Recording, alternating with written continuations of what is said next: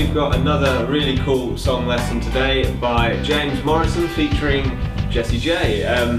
Time of recording, it's not even out yet, so we're going to be learning a song that's going to be released in a couple of weeks' time, and it's a really cool one. It's going to be quite a difficult one. It's not for beginner guitarists because we're going to be using some shapes that fall outside normal open position chords and even normal bar chords as well. You're going to be learning a few new shapes. If you're an intermediate guitarist, you might have seen them before. I'm going to teach you a beginner chord version as well as the advanced version. So even if you can't do some of the crazy shapes, even if you can't do that part of it, I'll be able to give you a chord progression, so if you wanted to sing along to your own playing, you can strum along and still do this song really great. So we're going to learn both versions in this one. If you're an intermediate guitarist, just skip over. If you're the beginner, then skip over the more intermediate part. That will happen a bit later on. So we're going to start off, everyone's going to start off on the same level. We're going to try and get this intro. Now I'm going to be playing it with a plectrum, but you can use finger picking if you're used to it, but I would recommend that you use the plectrum, particularly in this kind of song, so that you can be heard over the track and also have a really nice clear sound. So let's get started with the first part, which is on a B minor chord. So let's get ready.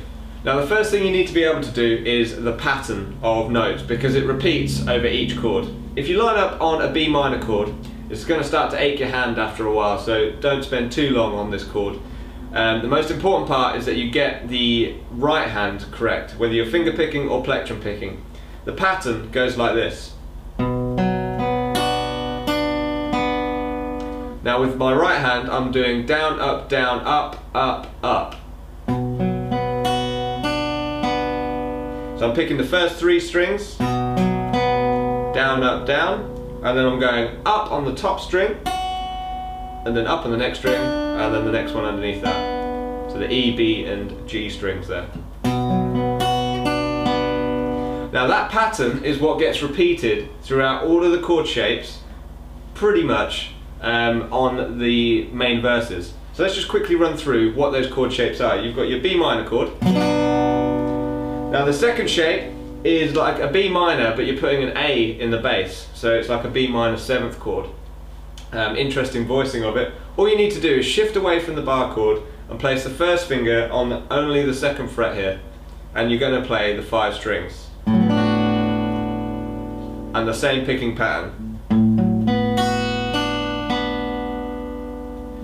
The next chord after that is quite simple if you've got these first two chords. If you're a beginner, you're going to really struggle with the bar chord at the very beginning to get the strength, and it's very important that you keep all the notes clear. If you're struggling with that, then check out my level 3 beginner guitar course, where we go over bar chords and what you can do to improve on them. If you're finding that easy, the second shape should be a little bit easier. The third shape that you'll be doing in this chord progression, so you've done the first one, the B minor, you've done it with the A in the bass.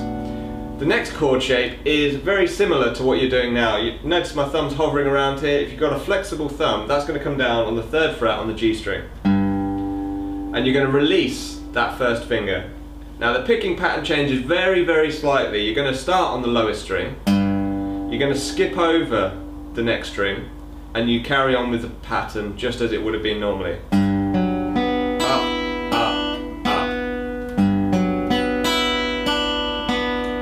That's the third shape.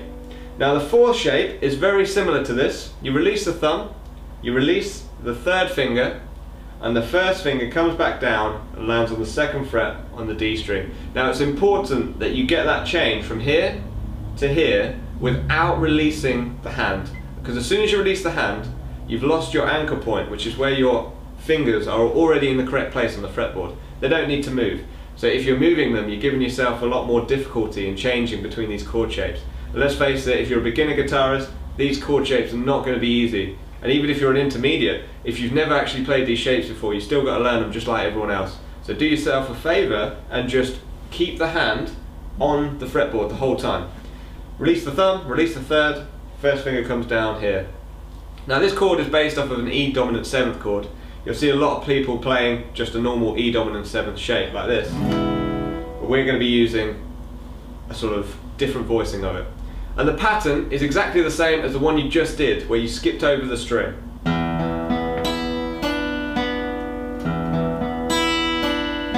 one problem I see a lot of people have is that the second finger here comes in too close to the fretboard and mutes the top string, so you get that top string being muted. So just watch out for that. Make sure you're on the tips of your fingers. And if you made sure that you got an accurate third shape, this one, then that should stand you in pretty good stead to get that last chord shape. And that's it. Cycle around the chords 4 times.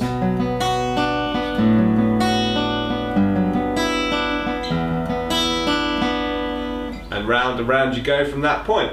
Now there's 2 chords at the very beginning of this that sound quite random when I first heard them, but they do actually make sense. Just before the singer comes in, James Morrison, you're going to do 2 chord shapes that sound like this. And then you're into the main verse that we've just covered there. Those 2 chord shapes are based off of an E major and an A major chord, but again, it's not the typical voicings that you'd be used to. They're not standard open position chords. You could just go, as in E major, A major, into your B minor. But if you want to do it just like the track, just like a session player would, then we're going to learn it how it is. First finger goes on where you would normally place it for the E major, second finger on the 2nd fret on the D string here, and with the 4th finger you've got to really reach for the 4th fret on the low E. It's a G sharp note there. And what you're going to do is strum and try not to hit the A that's in between the 2 chords. One way you can handle that is by pinching the strings. So the first one you play with the plectrum or the thumb, and then the rest you pinch up from the D, G and B, and you can hit the E as well. Just try not to hit the A because it won't sound that good if you hit that as well. That's the first chord. The next one is just a standard A major, but because we're only doing the bass notes, I just flatten my finger across the whole 2nd fret here. If you want to do a proper A major chord, as I've taught people, you can also do it that way as well. There's no wrong in that. That, guys, is the intro and all of the verses throughout the entire track.